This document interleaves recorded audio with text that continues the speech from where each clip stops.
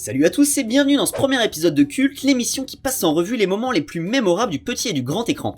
Pour ce premier épisode, je ne pouvais pas ne pas commencer par autre chose que Fullmetal Alchemist, mon œuvre préférée et l'une de ses scènes les plus marquantes, mais je suis sûr que vous voyez très bien de laquelle je parle.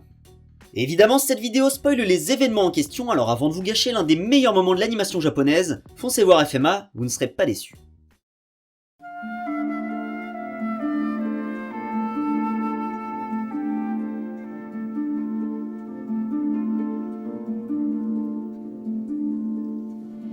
L'humanité ne peut rien obtenir sans donner quelque chose en retour. Pour chaque chose reçue, il faut en abandonner une autre de même valeur. En alchimie, c'est la loi fondamentale de l'échange équivalent. Et quelle terrible loi. Alors qu'Edward et Alphonse Elric ont déjà littéralement connu l'enfer par le passé, perdant tout ou partie de leur corps pour ressusciter leur mère dans un échec cuisant, voilà que l'inimaginable se produit de nouveau, c'est l'arc de Nina. Qui n'a jamais été traumatisé devant son écran quand dans le plus grand des calmes, Shaw Tucker a transmuté sa fille Nina et son chien Alexander en une chimère. Cette scène, bien que nécessaire à l'histoire, a tout d'un cauchemar pour le spectateur et les frères Elric. Nina et Alexander, ces deux personnages introduits plus tôt dans l'épisode. Ils sont importants car cette famille aux abords plutôt classiques devient rapidement un nouveau foyer pour Ed et Al, qui viennent chaque jour étudier l'alchimie. Dans ce quotidien, ils renouent avec des plaisirs simples comme le fait de jouer. Leur enfance a été arrachée par les événements qu'on connaît tous, mais dans le fond, ça reste deux gosses avec des problèmes d'adultes.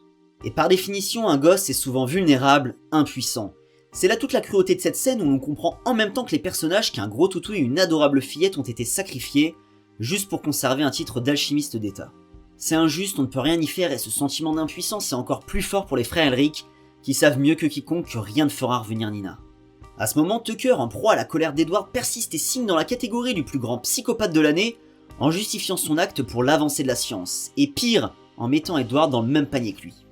Regarde un peu ton bras, ton frère, il me semble que toi aussi tu as joué avec la vie humaine, toi et moi nous sommes pareils. De manière purement factuelle, Tucker n'a pas tort, et même si Edward le nie et disjoncte totalement, il le sait. Et c'est justement leur raison de vivre, retrouver ce qu'ils ont perdu, réparer ce péché mais pas au prix d'autres vies.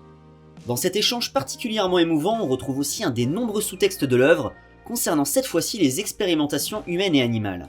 Et justement, pour Nina et Alexander, ce sera la double peine quelques instants plus tard, en étant pulvérisé par Scar, même si dans cette seconde mort, j'y ai toujours vu une forme de libération. L'épisode, lui, se conclut avec une certaine morale où les paroles de Mustang rappellent à Edward que les alchimistes d'état, qui prennent des vies pour le peu qu'on leur demande, ne sont pas si différents de Tucker. C'est cruel, mais cet arc va permettre à nos héros de grandir et continuer leur quête, alors merci Nina. Voilà, c'est la fin de ce premier épisode de Culte, et à toi qui rigoles devant tous ces petits mèmes, sache que tu ne vaux pas plus cher que Tucker. Allez, c'était JC pour la chaîne Second Impact, je vous laisse transmuter vos avis dans les commentaires, vous abonner et activer la cloche. Bye!